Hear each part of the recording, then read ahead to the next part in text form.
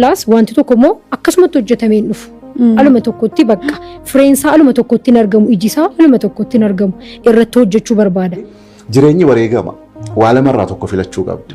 Yoo haa ciistee hiyyummatti hafu yoo haa kaatee tattaafattee carraaqqattee keessaa baatee bakka namni ga'u ciniinnattee keessaa ba'u. Ifiifuu kaanee waan nyaadnu osoo hin qabne nama waan gurguddoo dalage teenyee komutuun isheen namoota if jijjiiranii maatii isaanii jijjiiran teessee yoo hamatu taate Oromoo waan jette isin immoo kan hamatamu leenca kan hamattu jeedalloodha jette.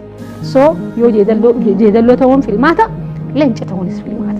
Leenci nama hojii hojjetu malee nama taa'eetu moseetuma leezii tahee waan guddoo arkatu tasuma hin jiru. Namni waan guddoo barbaadu aarsaa guddaa kafaluudha barbaada. Kutannaa jira dhaloota ammaa bira. Dafanii abdii kutachuu maalirraa dhufa jeetii yaada dafanii milkaa'ina olaanaa eegu. Akka ijaan barbaadu sana argadhuu fi arra maal hojjechaa jira jedhanii of gaafachuu qabu.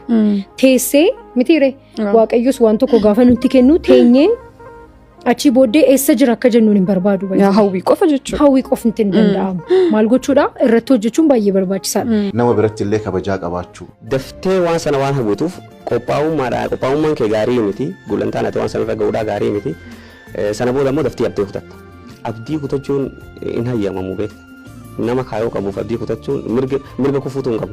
Namni mul'ata qabu galgalan ja'uusa sa'a tantee turtee rafuudhaaf wiilinginasii ta'uudha qabaata. Ganama osoo fi namni hin kaane kaatee mul'ata kan kee kana teessee ilaaltee waan si barbaachisa karoora itti baafachuudhaaf reedii ta'uudha qabda. You have to avoid laziness. Abbabaa Biqilaa 1960 gaafa maraatoonii fiigu sana ani kopheen qabu warri kiyya biyyi tiyya kophee gaarii natti hin goone fiiguu hin dandeenye jedhee osoo addaan kute hin danda'a ture sababa gahaadha. Ta'anii haasa'uudhaan ta'anii harka walii dhahuudhaan miti. Namuu hogguunii fi haasa'ee beekaa fakkaata. Namuu hogguunii fi haasa'ee smartii fakkaata. The difference maker is action. The difference maker is what? Strong hard working. Hard working ta'uudha qabna. We have to avoid laziness. Sababa feenee yoo qabaanne illee namni kaayoo qabu mirga kufuu hin qabu.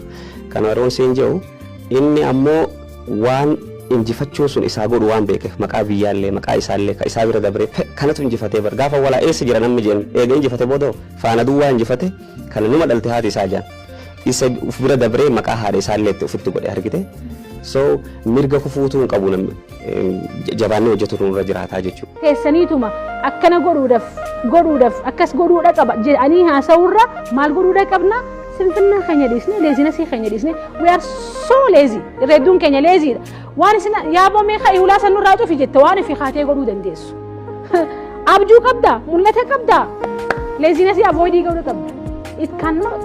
Redduun namaa by the way ani gaafa ijoollee waan nakas kaasee isinitti hima. Wel mana keenya dhufaniiti teessummaan kiyyaa fi ni jiranii maatiin dhufaniiti halkan kana ta'anii bar idea abjuu maraatu bakka abjuu ajaa'ibaa haasawanii ani ijoolleedha like imagining godhan ture gaafa wanni isaan haasawan kun hojiirra oole hangam takka akka waan bareedduu taate then ani ganama karaa mana barnootaatiin deema isaan ni rafan oguni mana barnoota irraa deebi'e wel sa'a 10 takkattiin dhufa isaan ta'anii afatanii qamooti jira. So bakka qamaatitti miti jijjiiramni khalifu dhifa mana godha abboleeyyan kiyya. Bakka rakkattanitti yeroo hunda isin gargaaruuf isin bira dhaabbachuuf karaa isin garsiisu dhagaya ammas maallaqa irra jechuu miti akka gartee walli isaarratti akkasi facaasan sanitti nuti maallaqa hin facaasu. Dhugaan isin himnu immoo akka isin maallaqa harkattan ammoo isin goone. Dhageessanii